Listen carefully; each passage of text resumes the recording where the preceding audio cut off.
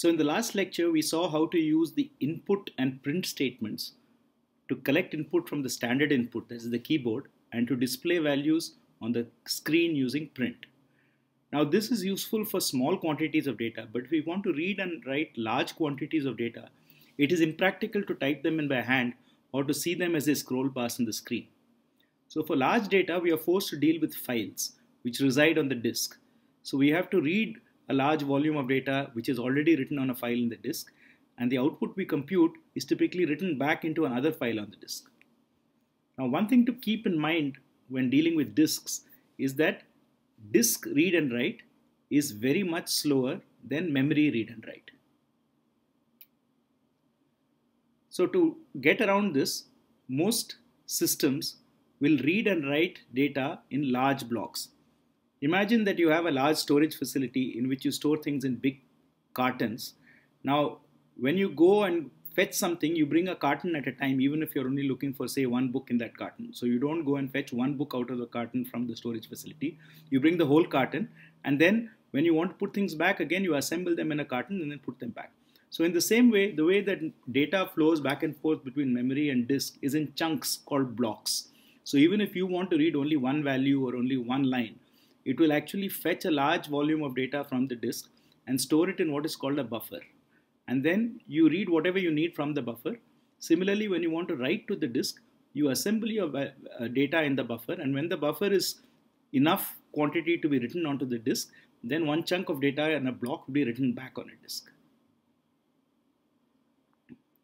So when we read and write from a disk, the first thing we need to do is connect to this buffer. So this is called opening a file. So when we open a file, we create something called a file handle. And you can imagine that this is like getting access to a buffer from which data from that file can be read into memory or written back. Now, having opened this file handle, everything we do with the file is actually done with respect to this file handle. So we don't directly try to read and write from the disk.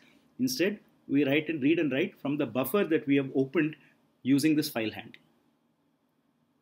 And finally, when we are done with our processing, we need to make sure that all the data that we have written goes back. So this is done by closing the file. So closing the file has two effects. The first effect is to make sure that all changes that we intended to make to the file, any data we wanted to write to the file, is actually taken out of the buffer and put onto the disk. And this is technically called flushing the buffer. So closing a file flushes the output buffer, makes sure that all writes go back to the file and do not get lost. And the second thing it does is that it, in some sense, makes this buffer go away. So it disconnects the file handle that we just set up. So now this file is no longer connected to us. If we want to read or write to it again, we have to again open it. So the command to open a file is just open. So the first argument that you give open is the actual file name on your disk. So now this will depend a little bit on what system you're using, but usually it has a first part and an extension. So this command, for instance, says to open the file gcd.py. Now implicitly, if we just give a file name, it will look for it in the current folder or directory where you're running the script. So you can give a file name which belongs to a different part of your directory hierarchy by giving a path, and how you describe the path will depend on whether you're working on Windows or Unix or what operating system you're using. Now you see that there is a second argument there, which is the letter R. So this tells us how we want to open the file. So you can imagine that if we are making changes to a file by both reading it and writing it, this can create confusion. So what we have to do is decide in advance whether we are going to read from a file or write to it. We can't do both. So there's no way we can simultaneously read from a file and modify it while it is open. So read is signified by R. Now write comes in two flavors. We might be wanting to create a new file from scratch. In this case, we use the letter W. So W stands for write out to a new file. We have to be a bit careful with this, because if we write out to a file which already exists, then opening it with more W will just overwrite the contents that we already had. The other thing which might be useful to do is to take a file that already exists and add something to it. So this is called append. So we could have two writing modes, W for write and A for append. What append will do is it will take a file which already exists and add the new stuff that we are writing at the end of the file. So once we have a file open, let's see how to read. So we invoke the read command through the file handle. So this is like some of the other functions that we saw with strings and so on, where we attach the function to the object. So fh was the file handle we opened. So we want to read from it. So we say fh.read. What fh.read does is it swallows the entire contents of the file as a single string and returns it. And then we can assign it to any name. Here we have used the name contents. So contents is now assigned the entire data which is in the file handle pointed to by fh in one string. Now we can also consume a file. So we are typically dealing with text files. So text files usually consist of lines. Think of Python code, for example. We have lines after lines after lines. So a natural unit is a bunch of text which is ended by a Newline character. If you remember, this is what the input command does. The input command waits for you to type something and then you press return, which is a new line, and whatever you typed up to that return is then transmitted by input as a string to the name that you have assigned to the input. So read line is like that, but the difference between read line and input is that when you read a line, you get the last new line character along with the input string. So when you say input, you only get the characters which come before the last new line. The new line is not included. But in read line, you do get the new line character. So you have to remember that you have this extra character floating around at the end of your string. So this is conventionally denoted by this \n. So \n is a notation which denotes a single character, even though it looks like two characters. This is supposed to be the new line character. Now the actual new line character differs on operating systems from one to the other. But in Python, if you use \n, it will be correctly translated in all the systems that you're using. The third way that you can read from a file is to read all the lines one by one into a list of strings. So instead of read line, if I say read lines, then it reads the entire file as a list of strings. Each string is one item in the list. And this, remember again, each of these lines has the \n included. So read line and read lines, none of them will actually remove the \n's. They will remain faithfully as part of your input. So in other words, if you're going to transfer this from one file to another, you don't have to worry about reinserting \n because it's already there. So you can use this input to output directly. But on the other hand, if you want to do some manipulation with the string, then you must remember that this \n is there and you must deal with it appropriately. Reading files is inherently a sequential operation. Now, of course, if we use the basic command read, it reads the entire contents. So obviously it reads it from beginning to end. But if we are reading one line at a time, then the way it works is that when we open the file, we are initially at the beginning of the file. So you can imagine a pointer like this red arrow, which tells us where we are going to read next. So initially when we open, we are going to read from the beginning. Now each read line takes us forward. So if I do a read line at this point, it will take me up to the next \n. Now remember, a line is a quantity which is delimited by \n. So we could have a line which has 100 characters, next line could have 3 characters, and so on. So it is from one \n to the next is what a line is. So this is not a fixed length. So we will move forward reading one character at a time until we have \n. Then everything up to that \n will be returned as the effect, the string returned by read line, and the pointer will move to the next character. Now we do another read line, possibly of a different length. Again, the pointer will move forward. So in this way, we go from beginning to end. In case we want to actually divert from this strategy, there is a command seek, which takes a position, an integer n, and moves directly to position n regardless of where you are. So this is one way to move back or to jump around in a file other than by reading consecutively line by line. Finally, we can modify the read statement to not read the entire file, but to read a fixed number of characters. Now this may be useful if your file actually consists of fixed blocks of data. So you might have, say for example, PAN numbers, which are typically 10 characters long, and you might have just stored them as one long sequence of text without any new lines, knowing that every PAN number is 10 characters. So if you say fh.read 10, it will read the next PAN number and keep going, and this will save you some space in the long run. So there are situations where you might exploit this, where you read a fixed number of characters.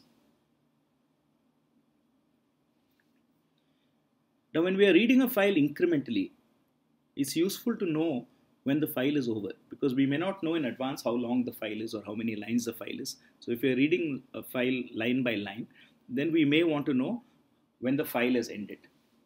So there are two situations where we will know this. So one is if we try to read using the read command and we get nothing back, we get an empty string, that means the file is over. We have reached the end of file. Similarly, if we try to read a line and we get the empty string, it means we have reached the end of file. So read or read line, okay? If they return the empty string, it means that we have reached the end of the file. Remember, we're going sequentially from beginning to end. So we've reached the end of the file and there's nothing further to read in this file. So having read from a file, then the other thing that we would like to do is to write to a file. So here is how you write to a file. Just like you have a read command, you have a write command. But now, unlike read, which implicitly takes something from the file and gives it to you, here you have to provide it something to put in the file. So write takes an argument which is a string. Right? So when you say write s, it says take the string s and write it to a file. Now there are two things. One is this s may or may not have a \n. It may have more than one \n. So there's nothing that tells you that this is one line, it's part of a line, more than a line. You have to write s according to the way you want it to be written on the file. If you want it to be one line, you should make sure it ends with a \n. And this write actually returns the number of characters written. Now, this may seem like a strange thing to do. Why should it tell you? Because you know from the length of s what is the number of characters written. But this is useful if, for instance, the disk is full. Right? So if you try to write a long string and you find out that only part of the string was written, then this is an indication that there was a problem with the write. So it's useful sometimes to know how many characters actually got written out of the characters that you tried to write. So the other thing which writes in bulk to a file is called write lines. So this takes a list of strings and writes them one by one into the file. Now, though it says write lines, these need not actually be lines. So it's a bit misleading, the name. Okay? If you want them to be lines, you must make sure that you have each of them terminated by \n. If they are not, then they will just cascade to form a long line in the thing. So though it says write lines, it should be more like write a list of strings. That's a more appropriate name for this function. It just takes a list of strings and writes it to the file pointed to by the file handler. And finally, as we said, once we are done with the file, we have to close it and make sure that the buffers that are associated with the file, especially if we are writing to a file, that they are flushed. So fh.close would close the file handle fh. And all pending writes at this point are copied out to the disk. It also now means that fh is no longer associated with the file we are dealing with. So after this, if we try to invoke operations on fh, it's like having an undefined name in Python. Now sometimes there are situations where we might want to flush the buffer without closing the file. We might just want to make sure that all writes up to this point have been actually reflected on the disk. So there is a command flush which does this. So in case we say flush, it just say if there are any pending writes, then please put them all onto the disk. Don't wait for the writes to accumulate until the buffer is full and then write as you normally would to the disk. So here is a typical thing that you would like to do in Python, which is to process it line by line. So the natural way to do this is to read the lines into a list and then process the list using a for. So you say contents is fh.readlines, and then for each line in contents you do something with it. You can actually do this in a more compact way. You can do away with the name contents and just read directly every line returned by the function fh.readlines. So this is an equivalent formulation of the same loop.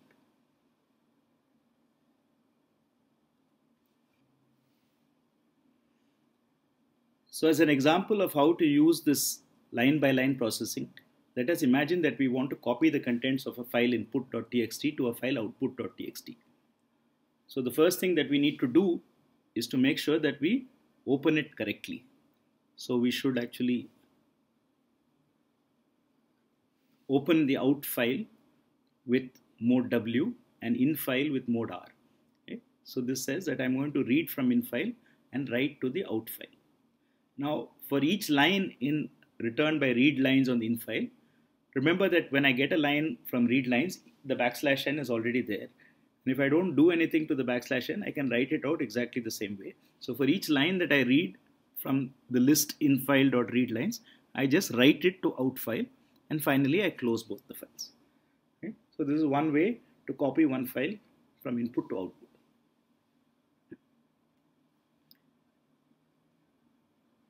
So of course, we can do it even in one shot, because there is a command called write lines, which takes a list of strings and writes them in one shot. So instead of going line by line through the list read lines, we can take the entire list contents and just output it directly through write lines. So this is an alternative way where I have replaced, so this is basically replacing the for, right? So instead of saying for each line in files, okay, I can just write it directly out. So one of the things we have been talking about is this Newline character, which is a bit of an annoyance. So if we want to get rid of a Newline character, remember this is only a string, and the Newline character is going to be the last character in the string. So one way to get it is just to take a slice of the string up to but not including the last character. Now remember that when we count backwards, -1 is the last character. So if we take the slice from 0 up to -1, then it will correctly exclude the last character from the string. So s equal to line :-1 will take line and strip off the last character, which is typically the /n that we get when we do read lines. Now in general, we may have other spaces. So remember, when we write out text, very often we can't see the spaces at the end of the line because they're invisible to us. So these are what are called white space. So spaces, tabs, new lines, these are characters which don't display on the screen, especially spaces and tabs. And if they're at the end of the line, we don't know whether the line ends with the last character we see or there are spaces afterwards.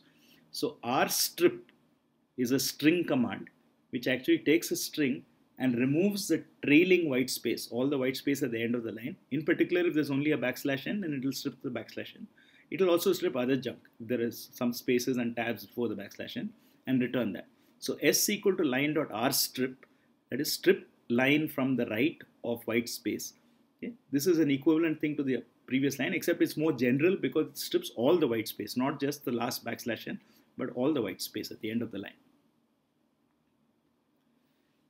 So we can also strip from the left using lstrip, or we can strip on both sides if we just say strip without any characterization of L or R. So these are string manipulation functions, and we will look at some more of them, but this is just a useful one which has come up immediately in the context of file handling. So before we go ahead, let's try and look at some examples of all these things that we have seen so far.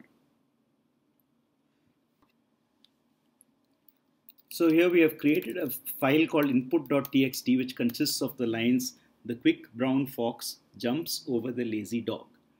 Now let's open the Python interpreter and try to read lines from this file and print it up.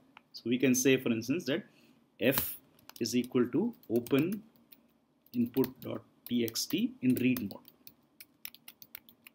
Okay, now I have opened the file, and now I can say, for instance, for line in f.read line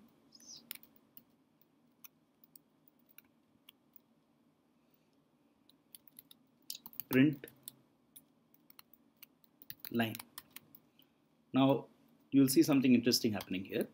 So you'll see that we have now a blank line between every line in our file. Now why is there a blank line between every line in our file? That's because when we read lines, we get a /n character from the line itself. So the quick brown, the first line, ends with /n. Fox ends with /n. And then over and above that, if you remember, the print statement adds a /n of its own. So actually print is putting out 2 blank lines for each of these. So now let us try and do this again. Okay, so supposing I repeat this thing, and now I do this again. Now nothing happens. Now the reason nothing happens is because we have this sequential reading of the file. So the first time we did f.read lines, it read one line at a time, and now we are actually pointing to the end of the file. So if, for instance, at this point we were to say text equal to fh.read, right? Sorry, f.read, then text will be the empty string. So this is an indication that we have actually reached the end of the file. Similarly, if we try to say read line, again text will be the empty string. So remember, we said that if read or read line returns the empty string, then we have reached the end of the file. So the only way that we can undo this is to start again by closing the file. So what we say is f.close. So this closes the file. Now if we try to do f.read, then we will get an error saying that this is not been defined. Okay, so we don't have f with us anymore. So we again have to say f is open input.txt r, and now we can say while for line in f.read lines for each line. Supposing now we use that trick that we had last time, which is to say end equal to empty string. That says do not insert anything after each print statement. Okay. Now if we do this, we see that we get back exactly the input file as it is without the extra blank lines, because print is no longer creating these extra lines. So let's say we want to copy input.txt to a file output.txt. Right? So we say f is equal to open input.txt r as before, and we say g is equal to open output.txt w. And now we say for line in f.read lines, g.write line. Okay. Now notice you get a sequence of numbers. Now why do you get a sequence of numbers? That's because each time we write something, it returns a number of characters written, and it will turn out, if you look at the lines, the quick brown fox, etc. Now for example, the second line is just fox. Fox has 3 letters, but if you include the \n, it wrote 4 letters. Right? So that's why the quick brown was 15 letters plus a \n. Fox was 3 plus a \n. So this is line by line. Now if I correctly close these files,